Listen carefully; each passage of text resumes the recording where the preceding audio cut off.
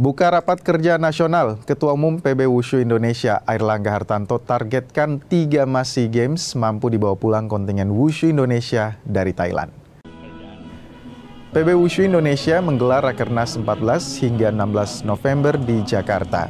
Rakernas yang dibuka Ketua Umum PB Wushu Indonesia Airlangga Hartanto ini dihadiri 27 pengurus Provinsi Wushu Indonesia.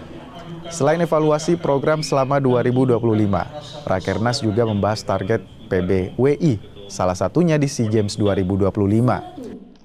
Mampu mendulang 6 emas pada SEA Games Kamboja, kontingen Wushu Indonesia dihadapkan tantangan berat di Thailand. Dari 21 nomor yang dipertandingkan di Kamboja, dipangkas menjadi 14 nomor di Thailand. Namun dengan segala upaya yang dilakukan, diantaranya pemusatan latihan di Tiongkok, PB Wushu Indonesia masih yakin mampu membawa pulang 3 medali emas dari negeri Gajah Putih.